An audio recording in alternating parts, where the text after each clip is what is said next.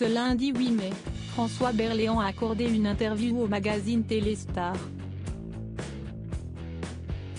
L'acteur, qui sera le 17 mai prochain au soir sur France 2, à l'affiche du téléfilm Disparition inquiétante, a évoqué sa carrière et les rôles assez similaires que certains cinéastes lui proposent de jouer, pourtant très éloignés de sa réelle personnalité. Je voudrais jouer quelqu'un de très gentil, décalé et un peu lunaire.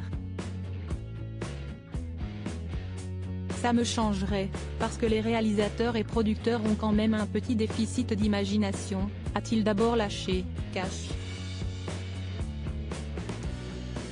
Sur sa lancée, le comédien de 71 ans a déploré le fait que, quand vous avez connu le succès dans un registre, on vous y cantonne.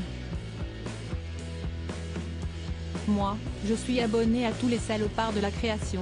Mais les Français savent que je ne suis pas comme ça et que je suis en fait un naïf complet, a-t-il déclaré, sans langue de bois.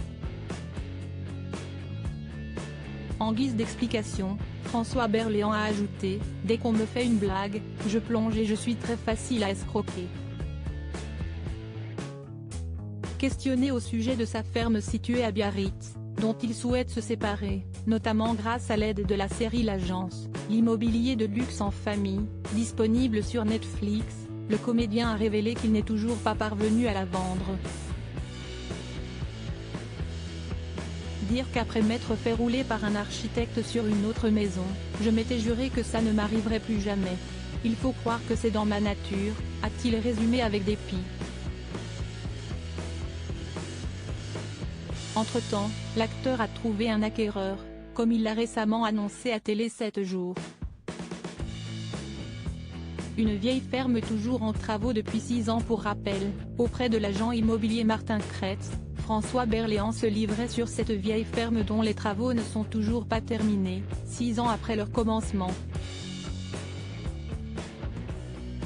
On m'avait fait miroiter des choses extraordinaires et les entreprises qui ont travaillé dessus ont toutes fait faillite les unes après les autres. Les associés se rejettent la faute. Après, une autre entreprise est venue en me disant qu'on allait s'occuper de moi. Ça, c'était avant le confinement et je les attends toujours, avait-il confié face caméra. Escroqué, il avait alors porté plainte pour obtenir justice vis-à-vis de ce gouffre financier. Article écrit avec la collaboration de 6 médias Crédit Photo, Jonathan Reboa Panoramique.